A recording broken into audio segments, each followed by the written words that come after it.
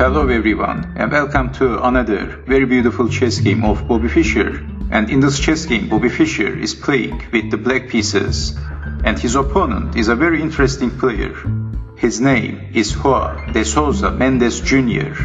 and Bobby Fischer's opponent was 7 times Brazilian chess champion. And more interestingly, de Souza Mendes Jr. was born in 1892. And this game was played in 1959. So at this time, de Souza Mendes Jr. was 67 years old. Well, de Souza Mendes Jr. was born in the 19th century in the era of Paul Morphy, Emanuel Lescar, Wilhelm Steinitz, and many other legendary chess players of the Romantic era like La Bourdonnais or Howard Stanton and Saint-Amant. And also at this time, Bobby Fischer was 16 years old. He was still a child. So de Souza Mendes Jr., who was 67 years old at this time, was 51 years older than Bobby Fischer in this chess game. So this chess game is a perfect example of youth against experience and knowledge. So this game was played in Argentina, Mar del Plata, in 1959, as you know. So the 7 times Brazilian chess champion, de Souza Mendes Jr. starts the game with playing d4. Fischer played knight to f6, c4, g6. Fischer is playing the King's Indian defense. Knight to c3, bishop to g7, e4, d6, f3, e5, knight from g to e2. And after this move, Bobby Fischer castled bishop to g5, c6, queen to d2, queen to a5, d5. Fischer captures the pawn, c takes on d5, and Mendes Jr. captures back with the knight. Exchanging the queens, Fischer captured the queen, and Mendes Jr. captured back with the king, and putting the pressure to the knight, but losing the castling rights, but not playing a passive move. So king takes on d2, and Fischer captures the knight. Knight takes on d5, c takes on d5, f6, attacking the bishop, bishop to e3, knight to d7, knight to c3, a6, g4, f5, g takes on f5. And Fischer captures back with the g-pawn, g takes on f5. But we have bishop to d3, not capturing the pawn. So naturally, Mendes Jr.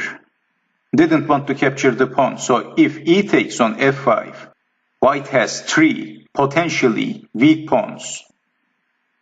And these 3 pawns are going to be easy targets for Bobby Fischer. So that's why Mendes Jr. played bishop to d3.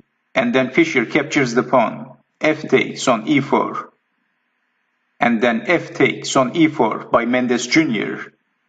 And this looks more solid.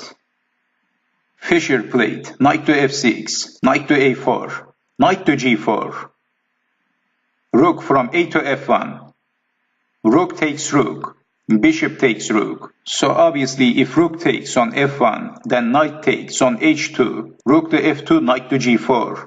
Forking the rook and the bishop, and this is losing for white. So Mendes Jr. captured the rook with the bishop, bishop takes on f1. Fischer captures the bishop with the knight, knight takes on e3, king takes knight, bishop to h6, check, king to d3, and then Fischer played bishop to d7, attacking the knight. But before defending the knight, Mendes Jr. played rook to g1, check, king to h8, and then saving the knight.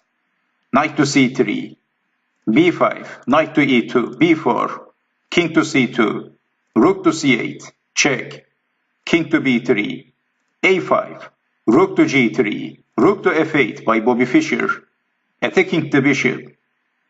So Mendes Jr. played bishop to h3. So probably that's why Mendes Jr. placed his rook on g3. So that he can exchange the bishops. But Fischer is not capturing the bishop and Bobby Fischer played bishop to b5, attacking the knight, knight to g1, saving the knight. But bishop to f4, attacking the rook.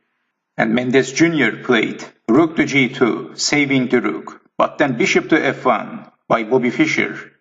And Fischer is attacking the rook once again. 7 times Brazilian chess champion is saving the rook. He played rook to f2, attacking the bishop. But Fischer played bishop to d3, attacking the pawn. Defending with the bishop, bishop to f5. But rook to b8, lining the rook with the king. And Mendes Jr. played knight to h3. Well, the threat is very simple. Knight takes bishop, pawn takes knight, and then rook takes pawn. But Bobby Fischer is ignoring the threat. And in this position, Bobby Fischer saw the forced win. So Fischer sacrificed his a pawn. He played a4. A pawn sacrifice by Bobby Fischer. And Mendes Jr. captured the pawn. What else? But then b3. Fischer is sacrificing the second pawn. And Mendes Jr. captured the pawn. A takes on b3. Well, everything is losing for white in this position.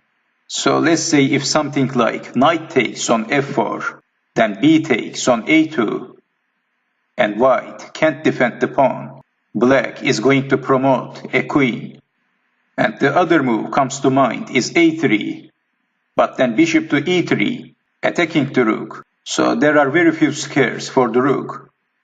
One of the only safe square is f3, defending the rook, but then bishop to b5, check. King to somewhere, king takes on b3, and then bishop to e2, that's check. And also attacking the rook, so how to defend? King to c2, and then bishop takes rook. So as you can see, everything is losing for white. So that's why we have a takes on b3.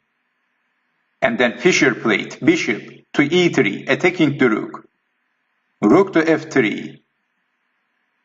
Well, Bobby Fischer played a move. And then 51 years older, 7 times Brazilian chess champion, Joao de Souza Mendes Jr. resigned against this kid. Well, Bobby Fischer played rook to a8. And Mendes Jr. resigned. So this is the last position of this very beautiful chess game. And let me show you the possible continuation. Actually, this is the one and only possible continuation. King to b4. And then bishop to d2. That's checkmate. What an incredible chess game by Bobby Fischer. So this is why Mendes Jr. resigned at move 38 after Fischer played rook to a8. So I hope you have enjoyed watching this video, and I hope to see you next time. Take care.